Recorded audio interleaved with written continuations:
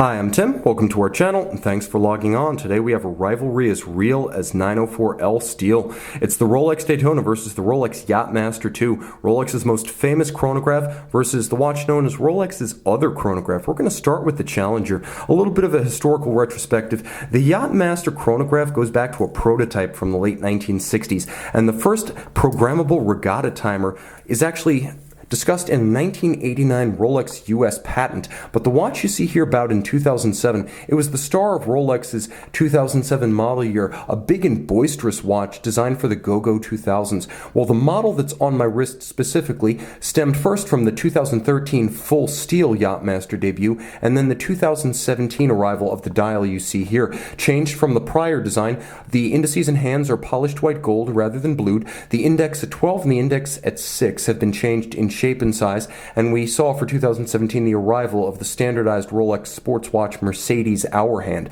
Now that we're up to speed, let's talk about how this watch actually fits, because it is big, but it's not nearly as big as its bare measurements suggest. Technically 44 millimeters, it wears nothing like the 44 millimeter deep sea, so don't confuse the two. They're nothing alike. 14 millimeters thick, it will actually slide underneath most cuffs. Lug to lug, you're going to find there's two ways to measure this watch.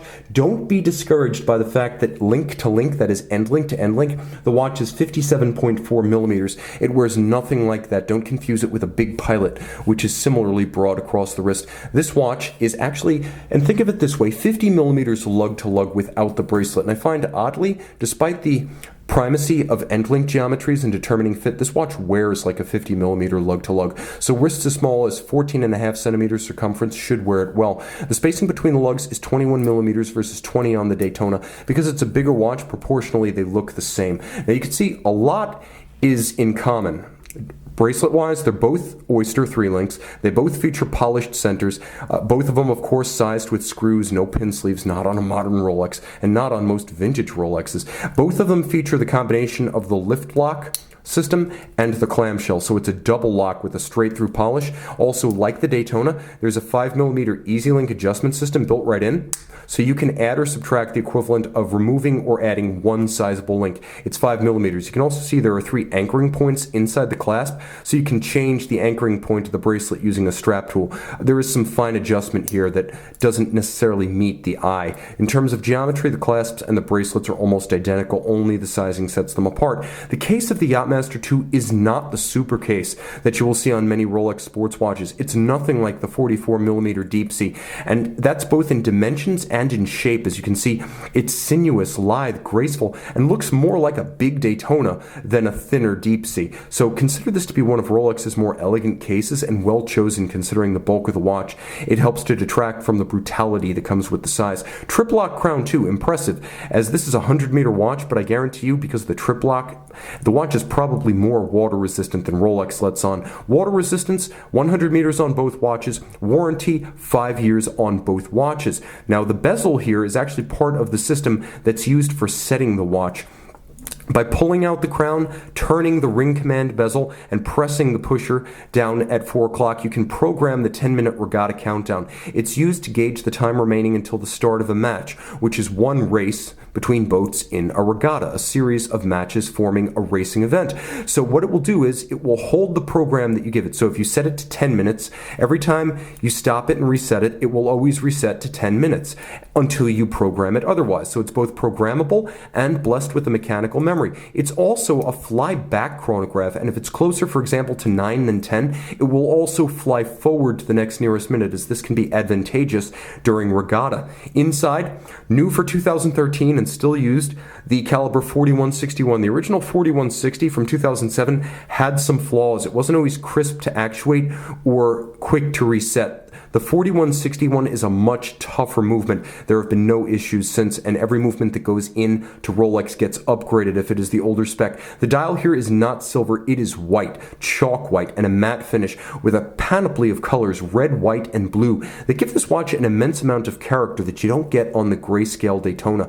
Of course, 3-day power reserve, full balance bridge, free sprung balance, Cerachrom blue hairspring, superlative chronometer, everything you expect of a Rolex you get here. You just get a little bit more tech than you get in a Daytona. The Daytona, we know it well, it bowed in 1963. The automatic bowed in 1988. The in-house caliber bowed in 2000. And the watch you see here, the 116-500 LN with ceramic Cerachrom bezel bowed at 2016's Baselworld. I was there and it caused quite a stir, but no one at the time, even Rolex, could have anticipated that this watch would become an investment vehicle. 40 millimeters in stainless steel, it is far slimmer than the Yacht-Master.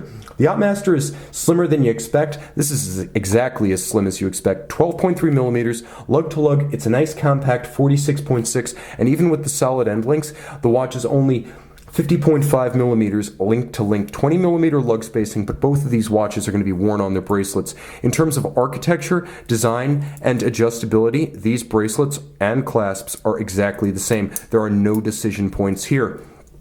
The watch features screw-down crowns and a trip-lock crown. One key distinction between the Daytona and the Yacht-Master II is that the Yacht-Master II does not feature screw-down pushers. The Daytona does. The Daytona also features two different dial options with the stainless steel case, so you get a bit more flexibility. There's a white dial and there's a black dial. I've chosen the black dial because it provides maximum contrast with the Yacht-Master II. Cerachrom, same material, highly scratch-resistant, same platinum inlays, only here a tachymeter scale for gauging the speed of an object over a fixed course, such as a standing kilometer or a standing mile. You see, this is a more comprehensive chronograph. The Yacht-Master can only measure a 10-minute countdown, whereas here you can measure any interval up to 12 hours. That said, the 10 minutes of the Yacht-Master are far more legible, and the flyback functionality is nifty. The watches are even. Their lume shot, in my opinion, well matched, and you'll see at the end so you can make your own judgment. Caliber 4130 was the first of the 3-day power reserve Rolex automatics. Like the Yacht-Master II, it features a column wheel and a vertical clutch. Like the Yacht-Master II, it can be left running full time with no hazard. What happens if the Yacht-Master II runs to the end of its allotted minutes? Well, it just keeps running. That's what happens. It doesn't stop. The Daytona, however, continues to totalize minutes up to 30 and hours up to 12. That functionality might be worth something to you. So what are the advantages of the Cosmograph? Well, let's talk about daytime legibility. It's simply easier to read this watch, especially with the black dial variant, than it is to read this watch, especially with the new polished white gold hands. The old design was a bit more legible, the new one a bit less distinct. Now, the Daytona, other advantages. How about unrivaled prestige, status, and iconic design? I am not about prestige or status, but if you want a Rolex to make a statement, this is the one. Despite the wrist presence of the Yacht-Master, this watch has a following, and folks in the Gen Pop will recognize it. It's also probably the more natural of the two to give as a gift. If you somehow found a way to get on the wait list to give one of these as a gift, it'd be more likely to be received with joy and understanding versus the puzzlement and finger scratching the head that might follow the Yacht-Master's programmable chronograph functions. Here too, you have a watch that is a relative bargain new, selling for $12,400 new and $20,000 to $23,000 US pre-owned. So if you're on the wait list, stay there. Even if you don't want the watch, get it and sell it. This watch is an incredible investment vehicle for now. I'll also mention that it is slimmer and a better fit on a smaller wrist. You can wear it on a wrist as small as 13.5 centimeters, and I've seen it done. It's also a more natural match for a very tight dress cuff, and being a bit less rambunctious than the regatta timer, the watch is better suited for formal attire. Now, what else does it have going for it? Plenty. I mentioned the look is a little bit more versatile. It's also timeless, as the owners of the 1963 Daytonas would undoubtedly recognize this 116-500 as the direct descendant of their watch, which means the watch eschews planned obsolescence. It ages gracefully and gradually, ensuring that there will always be value in the look, and it will never be shouldered aside by a revolutionary new Daytona. In fact, it's almost unchanged, save the bezel, since 1988. Finally, I'll mention that there's just more coherence about this dial. The balance is better, the symmetry is better.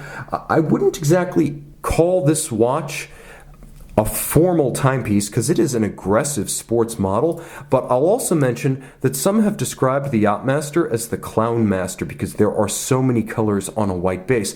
I wouldn't describe it as such, but it's been done. Now, let's talk about the Yacht-Master II's advantages. First, wrist presence. You want a big watch? This one has wrist presence and size without the bombast or buffoonery of most oversized watches from the 2000s. This design has aged gracefully. Also, tech, programmable. It has a memory system And it features both a flyback and a fly forward function. So if you love movements for the sake of movements, and you love movements more than you love model names, you're going to go for the Yacht-Master II 10 times out of 10 over the Daytona. Even though they have the same basic movement, this one features more refinements, and up until the arrival of the Sky Dweller, this was the most complex Rolex movement ever made. What else has it got going on? How about legibility of the chronograph? Granted, this watch only registers between 1 and 10 minutes, but how easy to read if you're cooking, if the kids are in timeout, if you're timing fish tacos on the grill, and every minute counts. For the most part, I will find that chronographs are used to measure relatively short intervals, and on that basis, a highly visible minute scale is possibly the best tool a chronograph can offer.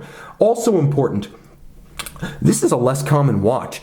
Even the ceramic steel Daytona, as in demand as it is, exists as real inventory in the hands of hundreds of sellers. You'll have no trouble finding one, and you'll see one in just about every office that has a Daytona. Moreover, it looks like every other Daytona, whereas the Yacht-Master II looks like no other Rolex. And again, it is not one of the big three, the GMT, the Submariner, or the Daytona. It's not even one of the secondary watches like the Datejusts, the Explorers, the Explorer 2s, or the Sea Dwellers. This is a true rarity, and a watch you will not see very often. I would even hazard to say you'll see more offshores than Yacht-Master IIs.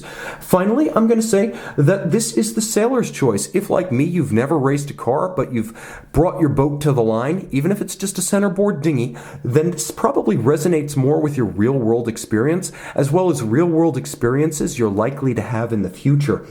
Also, a better used buy. This is a watch that sells for $18,750 new, and pre-owned, you're going to see it sell for between $17,000 and $17,500. So if you're willing to be patient, these are a great used buy, especially as it features a 5-year warranty. You'll have no trouble finding one 12 to 18 months old at a slight discount on the secondary market, with most of that gargantuan half-decade warranty still intact. So which one do I choose?